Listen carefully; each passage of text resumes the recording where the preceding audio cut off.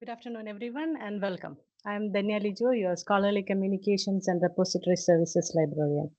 Thank you all for taking time to join this session in the middle of your busy schedule of teaching and research work. I'll share my screen soon, and for your information, this session is recorded. At the end of this session, we will set aside some time to answer your queries. Now, I will share my screen.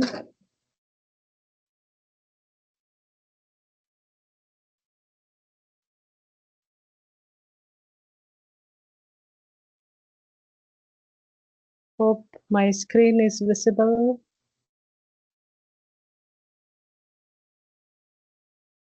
Can see my screen, right? Yes. Okay, thanks. So today I'll be sharing a brief overview of how these institutional repositories can support our research and visibility. I would like to do that by discussing some important certain terms in the publishing ecosystem. So almost all of you have at least one of your article published, or now you're going through the process of publication. And almost all of you must have gone through that feeling of like relief and pride once you got that acceptance letter from the publisher, because it is a product of your months and months of hard work. Congratulations on achieving that milestone. So, once your article goes live, what do you hope happens next? You hope it gets read, cited, used in practice, expect it will help some students or leads another collaboration. Because here the truth is like publication is not the finish line. It is the actual launch of new set of information. So today is about one simple idea like because your article is live now, how can we make it thrive?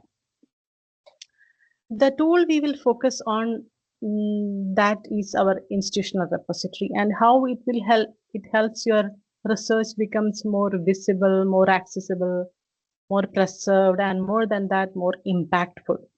So let's make sure your paper does not quietly disappear into this internet wilderness. So once your work is published, the next step is to promote it through the institutional repository. So it is openly accessible and meet the requirements with the institutional policies. All of you have tried to download a paper and hit a paywall, right? And almost all of us has to fill a form in to request a PDF from the some certain authors. That friction is what exactly these repositories reduce.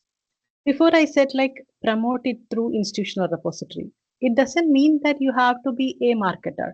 You just have to place your scholarly work where there is a stable, credible home where people can find it without hitting a paywall or a dead link.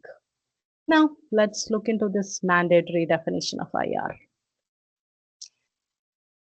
More than focusing on what an IR is, I want to take a moment to emphasize on like what a mature IR should be.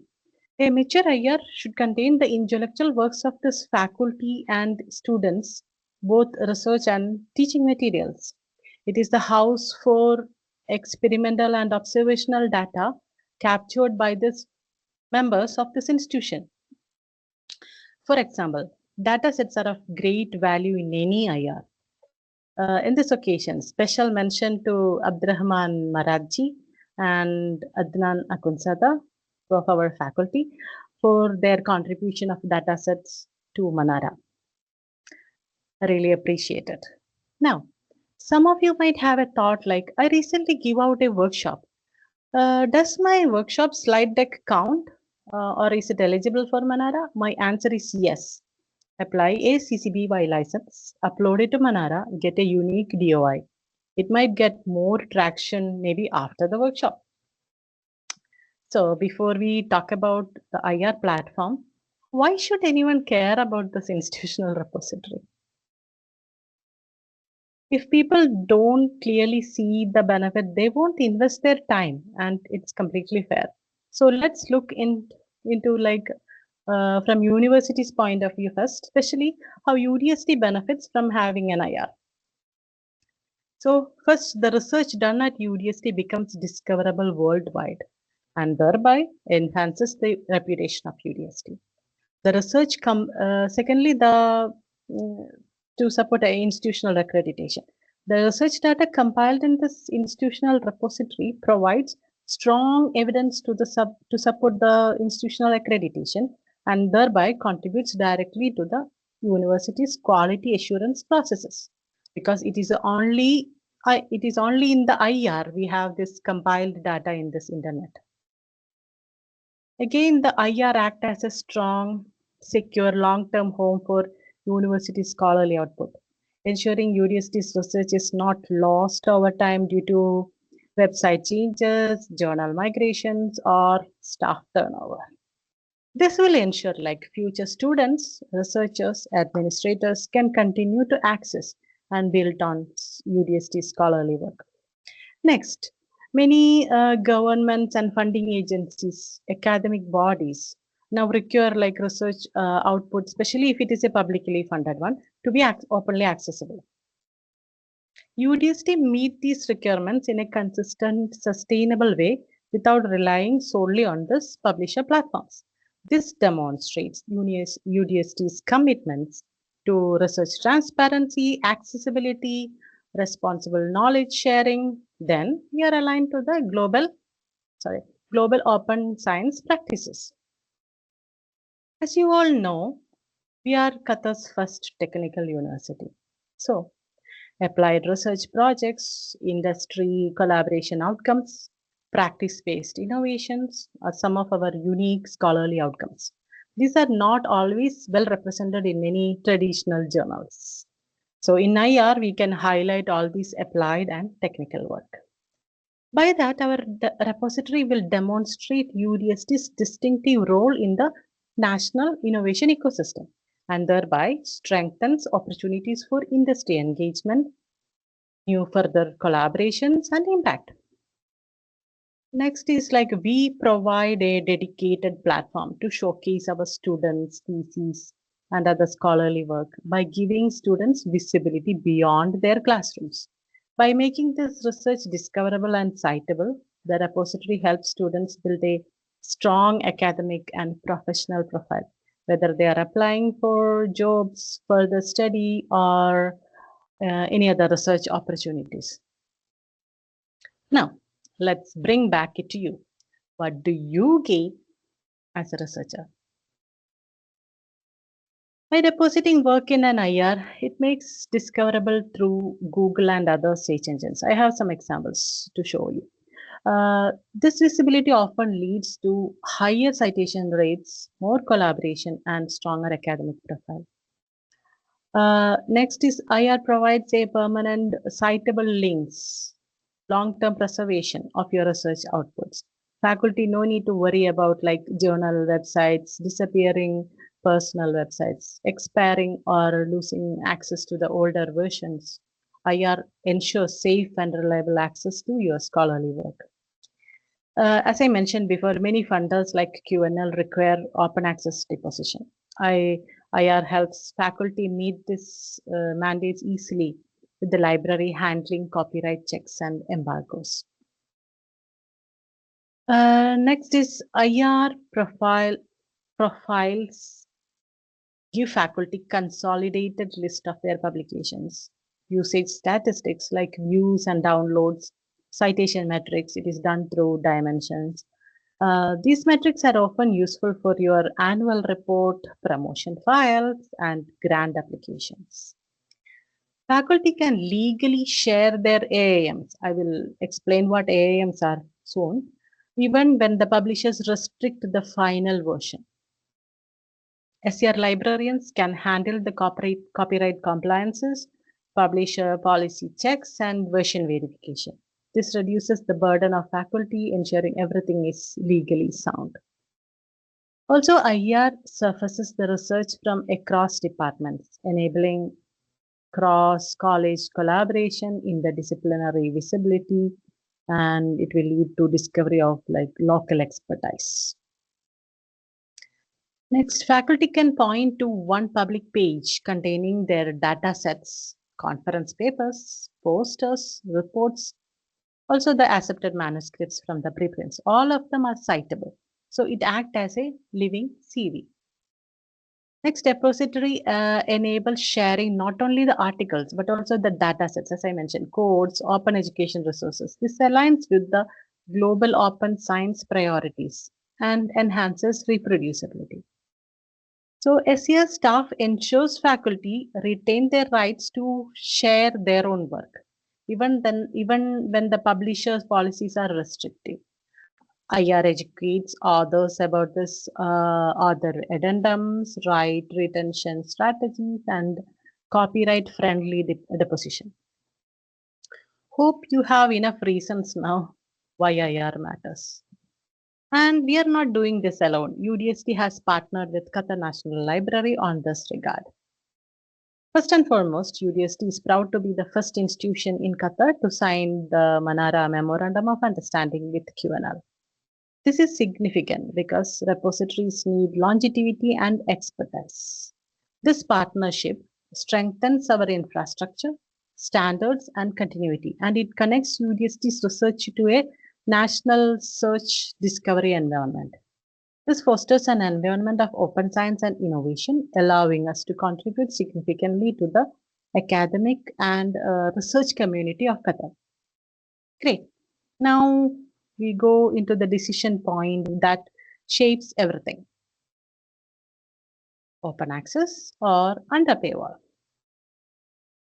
You might have published either in the fully open access journal or a journal under paywall. Many of you have started publishing in journals long time ago and still not sure what you are allowed to share or what are your rights. Great. Welcome to the club. You are not alone.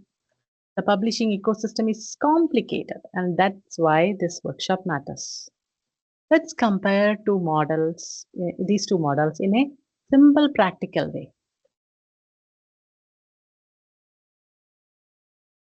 Starting with the reader access, open access means anyone can read research for free. Under paywall, access is limited only to subscribers, which immediately restricts the reach and impact. In terms of cost, open access articles usually involves an article processing charge or APC, which is often funded by the institutions or the funders. Paywalled publishing may appear free to the authors, but the cost is shifted to readers and libraries. When it comes to the embargo period, open access content is available immediately. That means no embargo restrictions. Paywalled articles often comes with the embargoes depending upon the publisher's policies that delay the sharing. The version shared in the institutional repository also differs. The published version of the article can be shared with open access. Under paywall model, we are often limited to sharing only the author accepted manuscript. That also after the embargo period only. So finally, copyright is the key difference. Open access allows researchers to retain their rights, to self-archive and to share their work. Under paywall publishing, copyright is transferred directly to the publisher, limiting reuse and visibility. This comparison highlights why the open access is so important. Here I would like to stress that the difference is in the financial model. I would like to correct the misconception that paywall does not mean better quality. From the publisher's point of view, it means like allow others to share the right version at the right time. Meanwhile, publishers can make some financial gains. So, and open access does not mean it is of less quality. In the research world, it is starting to make a big impact. Here I can give you some snapshots of how UDST's research appears across major discovery platforms like Scopus, Web of Science, OpenAlex. This data is as of April 2026. Okay. In Scopus, we see that the UDST has over thousands of records. Around 58% are currently discoverable as open access. This shows good visibility, but also highlights that a significant portion of research remains inaccessible to the wider public. In Web of Science, the percentage of open access content is around 52%. Web of Science applies stricter indexing, open access definitions. Still, we managed to get 52%. In OpenAlex, which is fully open and community-driven discovery platform, and we have 278 works from UDST. Sorry. What all this clearly shows is that open access matters. The more content we make available through the platforms like Manara, the more likely it is to be surfaced, harvested, and represented accurately across multiple discovery systems. Even when your journal is paywalled, repository deposit allows to bridge this access gap. Soon we will discuss how it is possible. Before we move on to how you can tackle articles under paywall, I want to dig through your brain on this query. Like many of you have this question, like my articles are already open access. Why should I deposit them in Manara? First, open access does not mean permanently preserved. Journals can change publisher, websites can disappear, and APC-based platforms may not guarantee long-term access. Manara provides stable long-term preservation of your work under university stewardship and which is backed up by QNL's national flagship support. See? And second thing, Manara brings all your research output together in one trusted institutional space, whether it is articles, conference papers, books, chapters, datasets, any of your creative works, regardless of where they are published. Manara is the only place on web that currently does this. There we can show our collective strength. Open access make your work free. Manara makes it visible, preserved, discoverable, and institutionally recognized forever.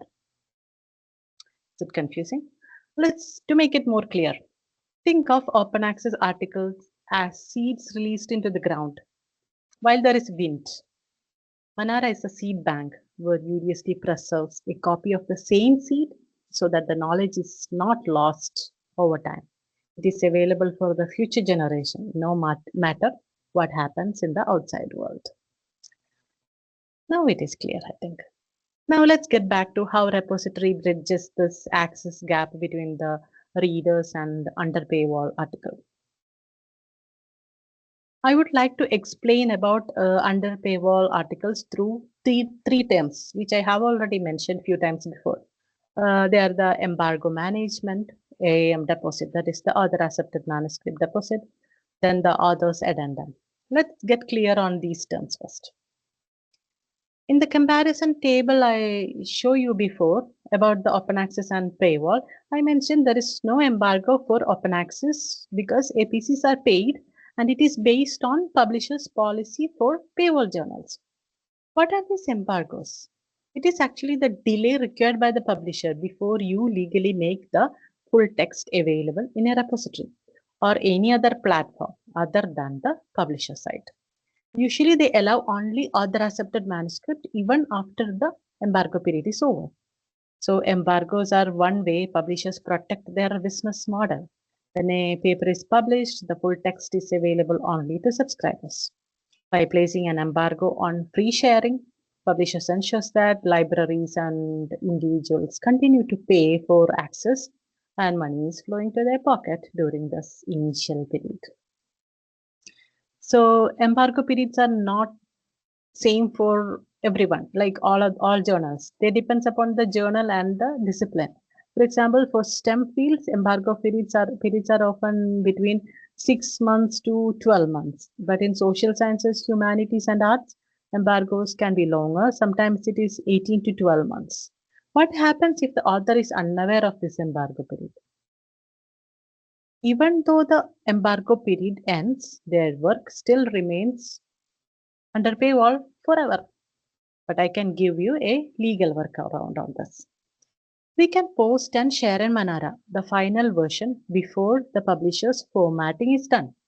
Manara can make this eligible version openly accessible, balancing publishers' interest and open access goals. Imagine you published in Journal X and it is under paywall.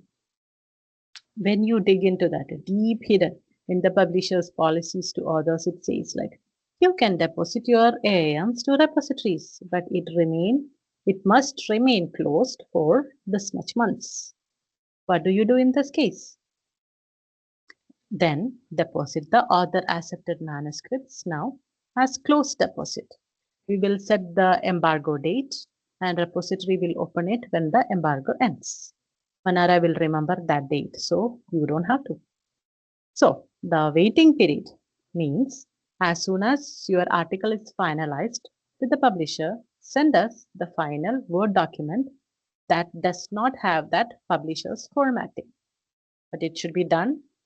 The peer review should be completed. I'll explain it more. So what are AAMs or the accepted manuscripts? Here we will explore what are these AMs, also referred to as postprints. This is the version of research paper that has gone through peer review and has accepted for publication. All necessary corrections and peer review changes are included. However, it is not formatted or typesetted by the publisher. This means it is typically exists as a plain Word document or a symbol PDF without any journal specific branding like logos, page numbers, etc. So why this plain Word document is of that important? The legal status of these AAMs is quite favorable to the researchers.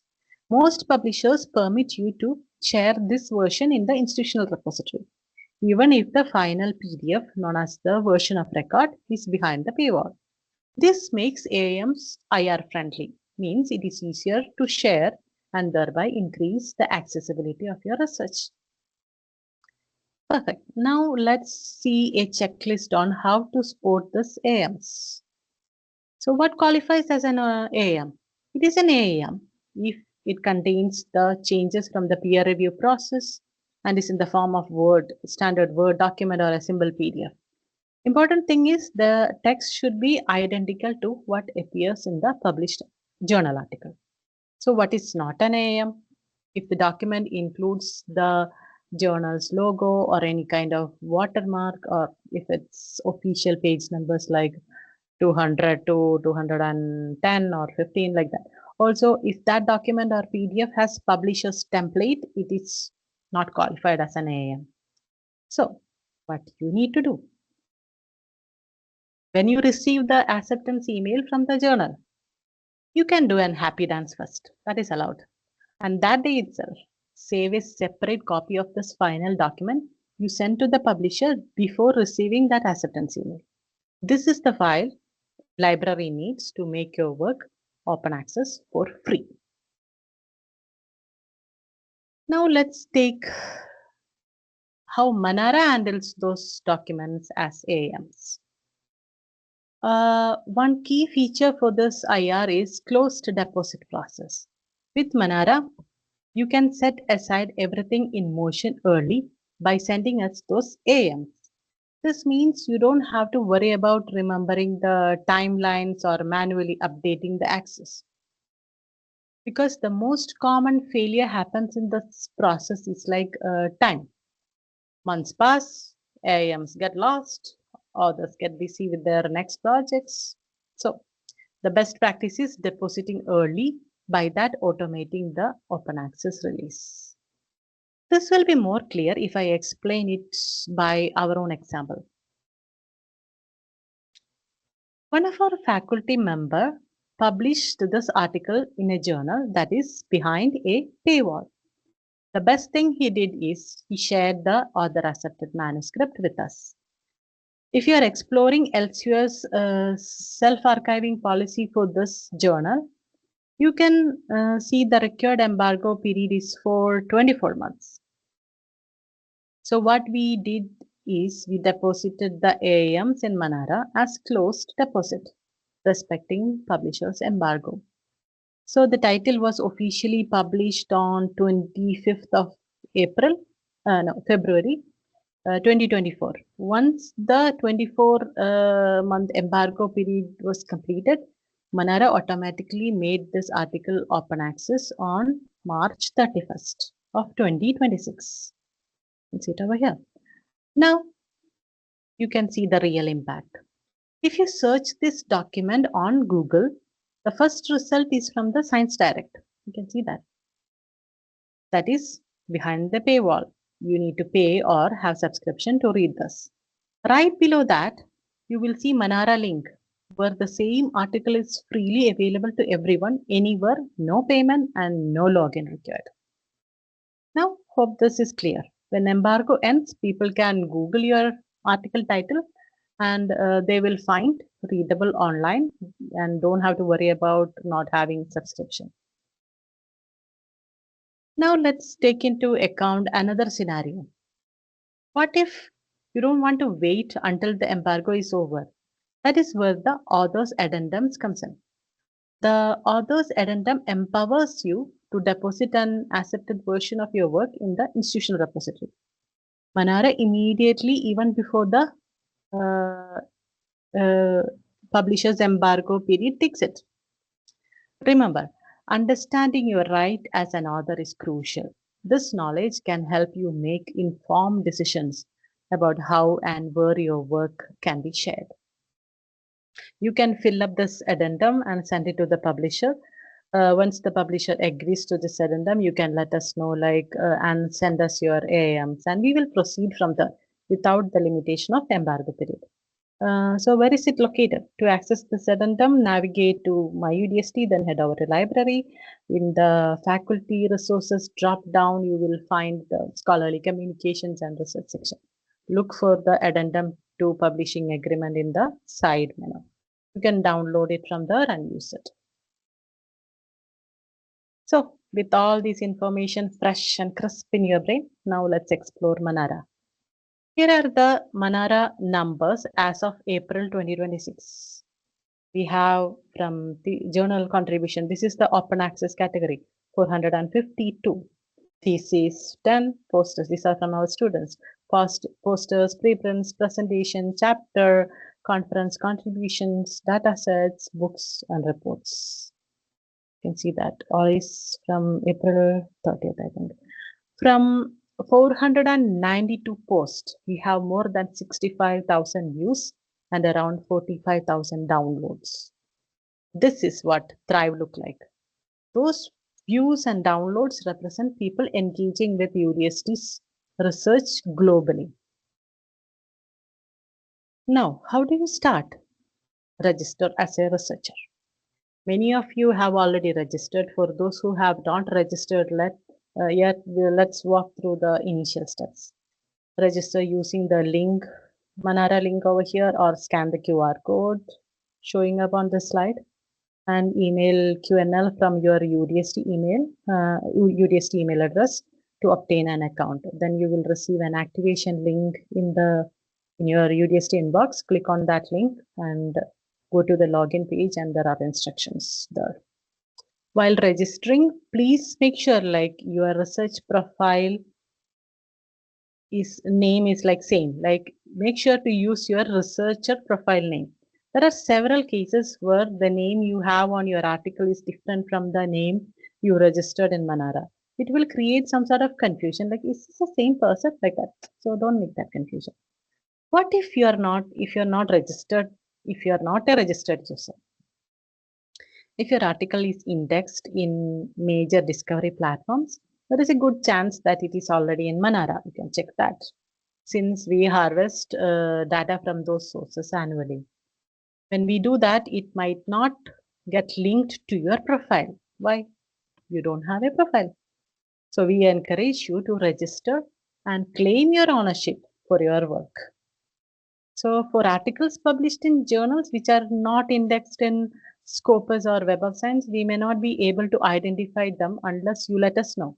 So please feel free to share those with us so we can include them. If you need any assistance in the registration process, you did not receive the activation link from QNL within 3 business days, I think. Please reach out to me. I can help you through. Now let's do some fun part. There are almost 34 research institutions partnered with QNL. for this Qatar Research Repository Manara. From UDST, we have 7 institutions, which includes all our colleges and other research clusters. Who leads among those colleges? From business, we have 82 scholarly works posted. From College of Computing and Information Technology, 154. College of Engineering, we have 153. College of General Education, we have 42. College of Health Science, 62. Who leads among us? This slide shows contribution patterns. Who is depositing and building visibility? I don't want to frame this as a competition, but as a proof of a real impact from a young university like ours. Look at those numbers. They're awesome. Again, another fun part. This slide shows top contributors who deserve special mentions. Adnan Akunzada from College of Computing and IT, Wohe Kehniayan from College of Business, Amin Ismaili from College of Engineering and Technology. These are our top 3 contributors.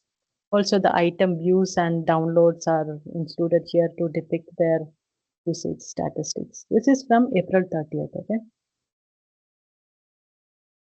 To make this habit of uploading to Manara easy, we have a one-stop support resource, which is our Manara LibGuide. How to locate it through my UDST. Go to library page, faculty resources from the institutional repository Manara. It is easy to find. Use it whenever you need it. Also, there is a QR code here. On the sidebar of the LibGuide, there are direct links to each of the UDST colleges linked to the Manara. So also the LibGuide will give you an overview of the deposit, how to deposit, and there is a list of like FAQs. Now let's cover a workflow that supports student success directly. That are the master thesis submissions. As I mentioned earlier, we offer dedicated platform through Manara to showcase our students' theses. This gives students visibility beyond the classrooms, formally recognizing them as contributors to UDST's knowledge ecosystem. This thesis will be assigned a unique DOI, which means that students' work is discoverable, citable, and will be part of global scholarly record. Here you can see the submission requirements for each thesis. Like we need the soft copies of the thesis, term, college, department names, exact thesis title, then the student name and ID, names of these advisors and committee members. This matters because these are valuable institutional knowledge. Preserving them means future students, researchers, and evaluators can access and build on UDST scholarship. This is also a great resource for teaching. If you want your students to access UDST scholarly outputs without hitting the paywall, Manara helps you to do that legally because it highlights research that have taken place in Qatar and make it openly accessible. I would like to share one more feature which might be helpful for you. Recently, I had 2 requests from 2 of our students. What they want is to know like research outputs from UDST which supports sustainability. When they visited my office, I could show them like the research outputs of UDST hosted in Manara, which are linked to the UN SDG goals. We are the first institution who tried it out in Qatar, in Manara, and now 33 other institutions follows us. So if you're curious enough, you will get a list of all the open access research outputs posted on Manara, which are linked to the SDGs from every Qatar's research institution. That brings to the end of what I want to share with you all today. Also, I would like to remind you again, don't worry about memorizing or digging through the publisher's rules. That's what we are here for. Just send us whatever you have, whether it is AM, a citation, or even just a link. We will guide you through the rest. If you need any further data, if we need any further data on that deposit, I will reach out to you. You can reach us at scr@udst.edu.qa or contact me directly at dhanya.lijo@udst.edu.qa. We are happy to help out with your deposits. Thank you again. for your valuable time and for your contributions to UDST. Please keep contributing. If there is any doubt comes up later after we finish this session, please feel free to reach out to me. Now let's move to the question answer session for the reminder time before we wind up this session. Special thanks to Mr. Kevin McCormack, Head of Scholarly Communications and Research, being here with us for this session.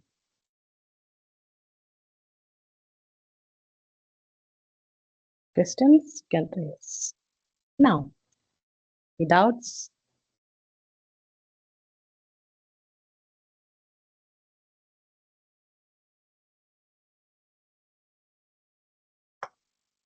No doubts to anyone? Anywhere it is not clear or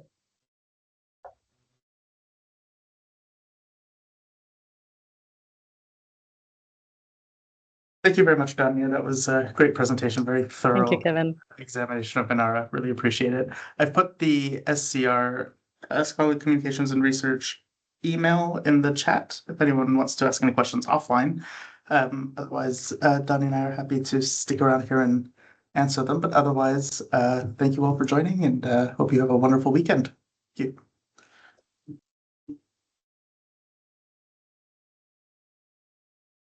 Thank you, Dhanya. That was great. Thank you, Donna.